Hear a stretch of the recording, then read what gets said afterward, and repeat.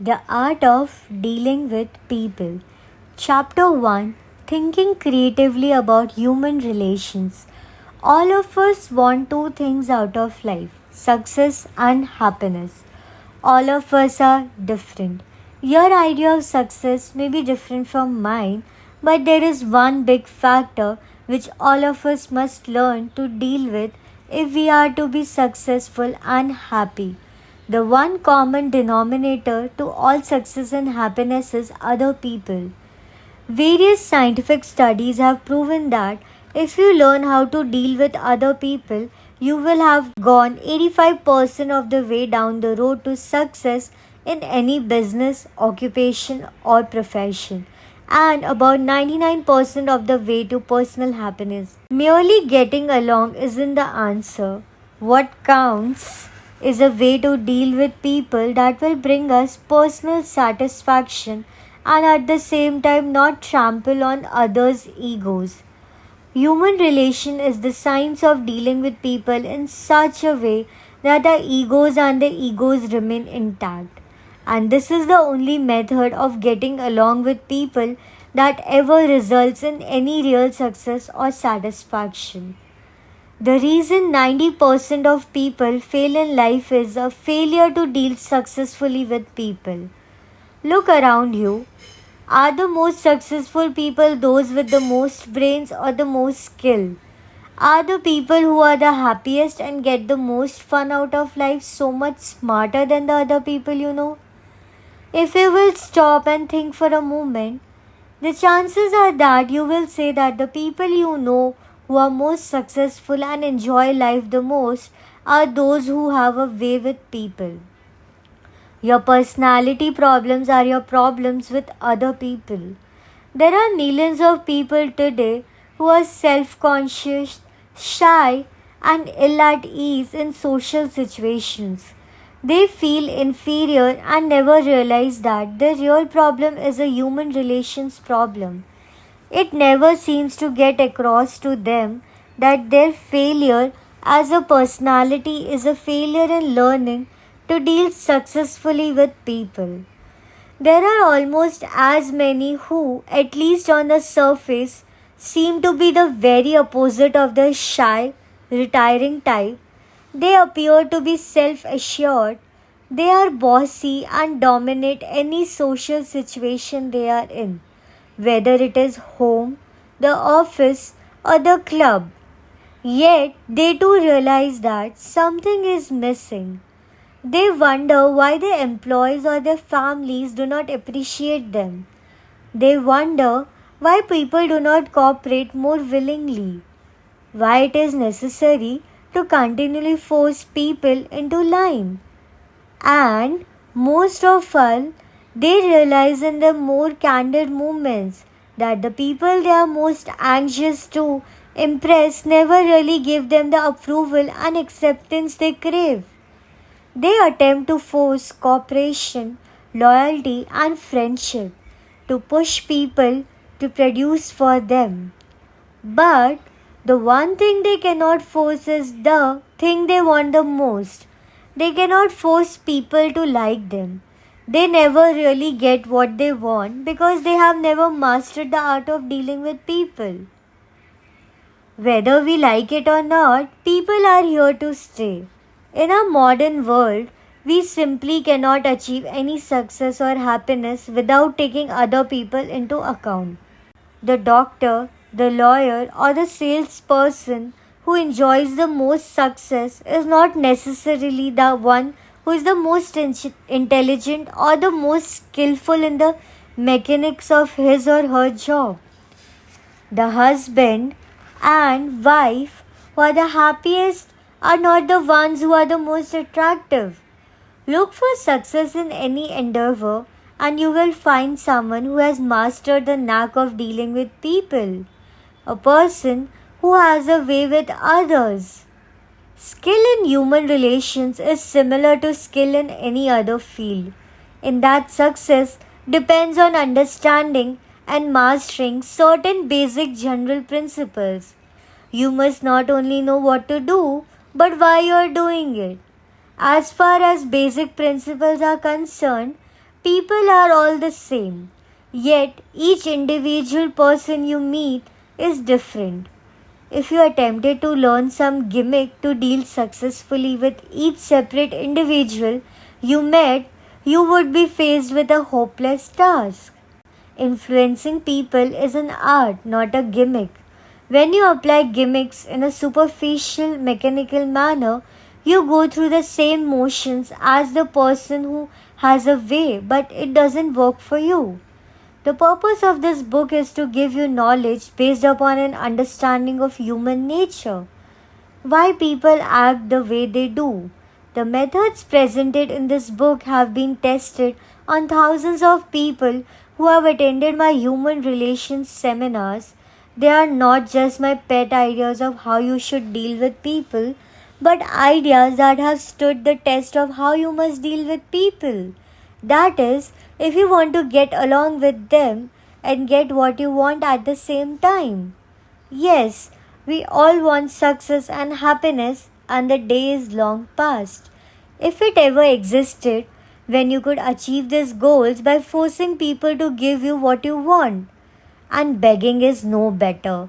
No one has respect for or any desire to help the person who constantly no-toes and literally goes around with his hand out begging other people to like him. The one successful way to get the things you want from life is to acquire skill in dealing with people. Read on and you will learn how. Chapter 2, Understanding the Human Ego. Because the human ego is such a precious thing to its possessor, and because a person will go to such extremes to defend against what he perceives as threats to his ego, the word egotism has a negative connotation. Let's look at the other side of egotism. If it can cause people to do silly, irrational, and destructive things, it can also cause them to act nobly and heroically. What is egotism anyway? Edward Bock, an editor and humanitarian, said that what the world calls ego and conceit is really a divine spark planted in man, and that only those who had lighted the divine spark within them ever accomplish great things. Whatever name you want to give it, human dignity, personality, or uniqueness, deep within the heart of everyone, there is something that is important and demands respect. Every human being is a special individual, personality, and the most powerful drive in any person is to defend this important something against all enemies. This is why you cannot treat people as machines, as numbers, or as masses and get away with it. Every effort that has been made to deprive humans of this individual worth has failed. It is more powerful than armies and prison camps. It proved more powerful than feudal lords who tried to turn people into serfs. It provided more powerful than Hitler's armies, and it set the stage for our own land of free. Our Declaration of Independence is really a declaration of independence for the individual. It is also important to note that our Declaration of Independence places the real worth of an individual as a gift of God. We hold these truths to be self-evident that all men are endowed by the Creator with certain alienable rights. This is not a book on religion, but in the final analysis, you cannot separate religion and human relations unless you believe that there is a Creator who has endowed us with unalienable rights. With an innate worth, you cannot very well believe in people. Henry Kaiser said that you would automatically practice good human relations if you would remember that every individual is important, because every individual is a child of God. This is also the only true basis for self-esteem.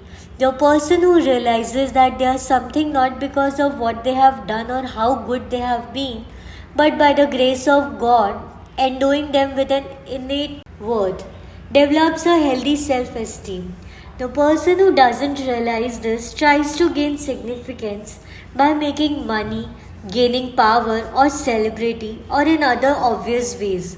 Not only are they what we call egotists, when we use that word in its negative sense, but their continual hunger for self esteem is what causes most of the trouble in the world. Four facts of life to print indelibly on your mind. Number one, we all are egotists. We are more interested in ourselves than in anything else.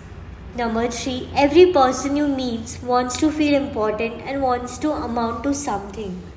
Number four, there's a craving in everyone for the approval of others so that he can approve of himself. And it is only when this ego is at least partially satisfied that we can forget ourselves, take our attention off ourselves and give it to something else. Only those who have learned to like themselves can be generous and friendly with others. What makes people self centered and conceited? We used to think that the trouble with the great egotists was that they thought too highly of themselves. We thought that if that person would give up their high self regard, that they would be cured. The old method society used knocked some of the self importance out of these contrary, hard to get along with individuals never worked. All they ever did was make the other person even more hostile and his ego even more sensitive. The reason these methods never worked is simple. We now know without a doubt that the self centered, egotistical person is not suffering from too much self esteem but too little. If you are on good terms with yourself, you are in good terms with others. Once a person begins to like themselves better, then they are able to like others better.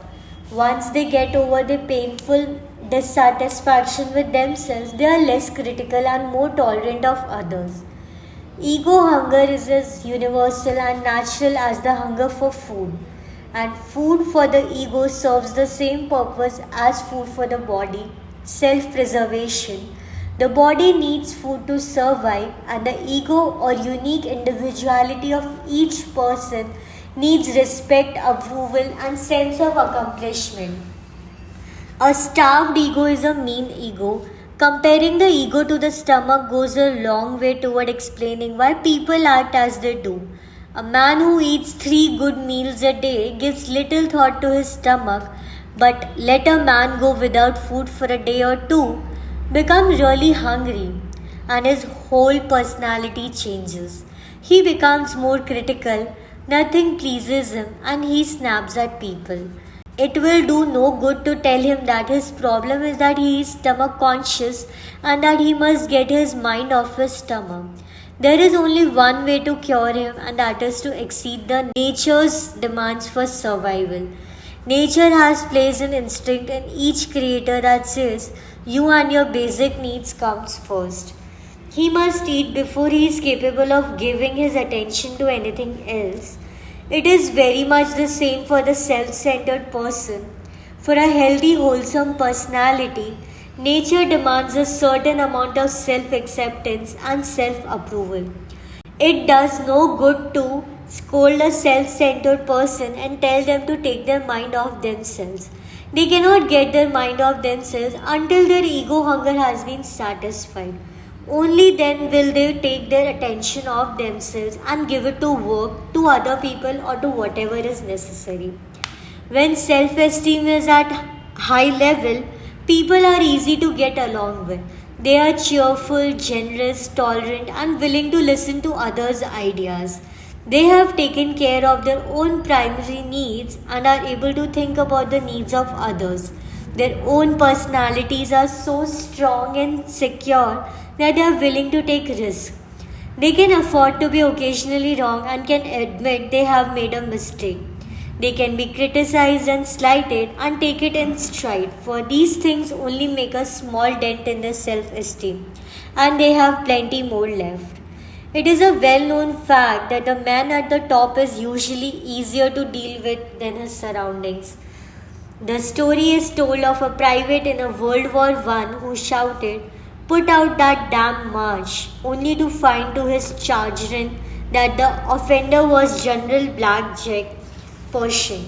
When he tried to stammer out an apology, General Pershing patted him on the back and said, "Just be glad that I'm not a second lieutenant. You have to lower yourself to be petty. When self esteem is at low ebb, trouble comes easily. And when self esteem gets low enough, almost anything can become a threat. To that person, a critical look or harsh word can seem like a calamity. The sensitive souls who see a dig or double meaning in even the most innocent remark are suffering from low self esteem.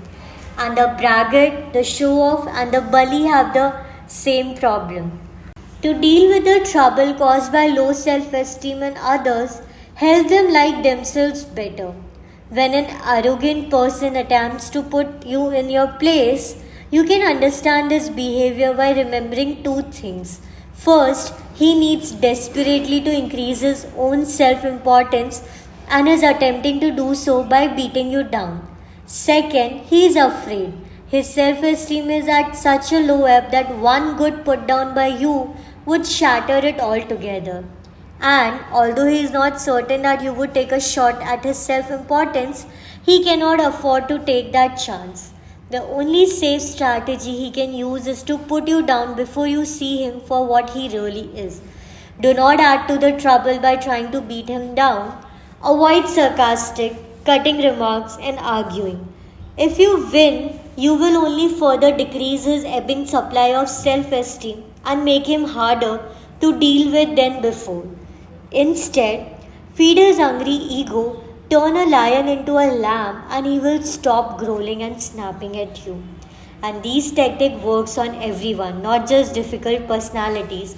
Anyone is more agreeable, more understanding, and more cooperative if you feed the ego, not with the insincere flattery, but with genuine compliments and real praise.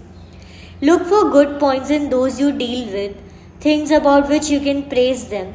Form the habit of paying at least 5 sincere compliments each day and watch how much smoother your relation with others become. Help others like themselves better and do not attempt to apply this in a superior, patronizing manner. If you do, your assumption of superiority will only antagonize. The first law of human relations is people act or fail to act, largely to enhance their own egos. When you are trying to persuade someone to act in a certain way and logic and reasoning fail, try a reason that will enhance its ego. Give others a personal reason to help you. A while back, I was in a city that was hosting a national convention. Unexpected business developments required me to spend the night. Having no reservation, I went to a hotel where I had frequently stayed, working my way through the crowd at the front desk trying to get rooms. I got the attention of a familiar clerk. Well, lest he apologized, you should have let us know you were coming. I can't do anything for you under the circumstances. It looks like we have a problem, I replied. But I know that if there's anyone in town who can find a solution, it's you. If you can't find me a room, I might as well give up and sleep in the park. I don't know, he said, but stick around for 30 minutes and I'll see if I can come up with something. The upshot was that he remembered a small living room used for informal conferences that could easily be turned into a bedroom by moving in a spare bed. I got the room and he got a sense of accomplishment and enhanced his ego by proving to both of us that if anyone can do it, I can. Help others to like themselves better, satisfy their hunger for self esteem.